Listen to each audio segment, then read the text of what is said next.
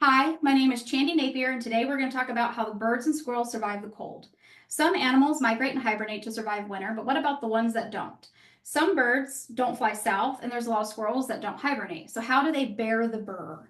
That is a question that I've asked myself for the last 2 years while watching them in my backyard.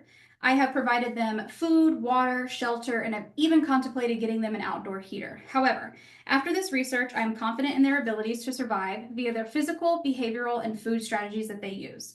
First, we'll talk about birds' bodies. They are endothermic, which means they generate their own heat. And Philipson from Science of Birds says that they can even maintain their temperature between 102 to 109 degrees. They rely on countercurrent heat exchange, and that is how their little feet don't freeze. Wolfanger from VT Audubon explains that as warm blood flows next to cooler blood returning from their feet, allowing the heat to be transferred and retained. They also have feathers, obviously, which helps them with insulation. And they fluff their feathers up to trap heat into tiny little air pockets, and that helps them stay warm. I actually have a picture of this is my favorite bird, an eastern bluebird, and he is all fluffed up. They also preen their feathers, which is when they waterproof their feathers. Some of them use oil from their tails, but Shaw from U.S. Fish and Wildlife says that there are other birds like egrets and mourning doves that actually grow a feather, and that feather produces powder, and they use that instead to preen. Birds do not go into hibernation, they go into a state of torpor, which is whenever they slow their heart rate and their metabolism down, and they do that to save energy, which brings me to their behavioral strategies like sleep. I always thought that birds slept in nests year round, but apparently that is not the case. Nests are only to raise babies. They roost instead, which is sleep.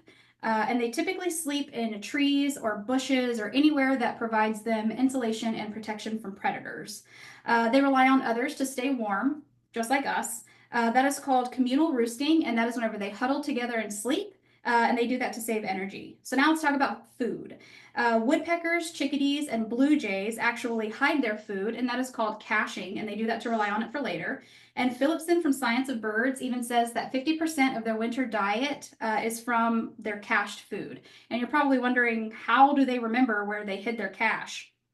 And it is through their hippocampus, which is their spatial memory part of their brain, and that grows in the winter to help them remember where they hid all their stuff. Del Cole from Audubon even says that a single chickadee can remember up to 80,000 seed locations, which is insane. Squirrels have the same strategies, but they're a little bit different. So let's start with their bodies. They obviously have really thick fur that helps keep them warm. And like birds, they also fluff up their fur to increase insulation.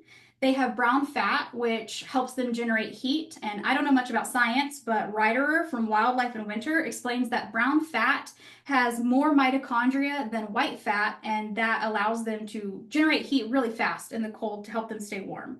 Like birds, they go into a state of torpor. Ground squirrels are the only ones that hibernate, and Gersko from Pet Staff says that they hibernate anywhere between 5 to 8 months.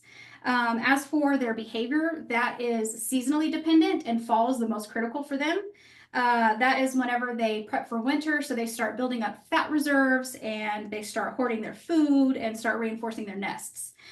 Which, speaking of, they live in dens, which are insulated like tree holes, or drays, which are leaf nests.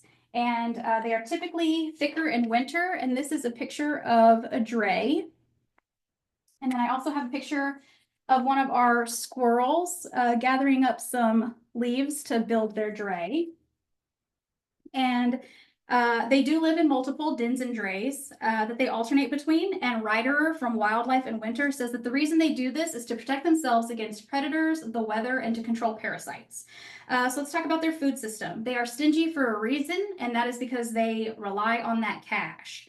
They have different systems like larder hoarding, which is whenever they store all of their food in one spot, and scatter hoarding, which is whenever they scatter all the food in a bunch of different places and hide them. They also have deceptive caching, or what I'm going to steal from Ryderer, the term sleight of paw. And that is whenever they pretend to bury their food to throw off their competitors. There's also evidence that they organize their cache into different categories, and that is called spatial chunking. And Discovery Place Science Museum says that that actually helps them remember all of their locations. So, at the start, I asked how they survive without migrating or hibernating, and now we know that they rely on their physical adaptations to stay warm, their behavioral strategies to save energy, and their food hoarding so they have enough to eat in the winter. I am still going to personally go out of my way to help and protect them as much as I can, but it is comforting to know how they do it themselves. So the next time you see a bird like fluffing up all of its feathers or squirrel burying all of its nuts, just remember they're not just being cute, they are actually mastering the art of burying the burr. Thank you.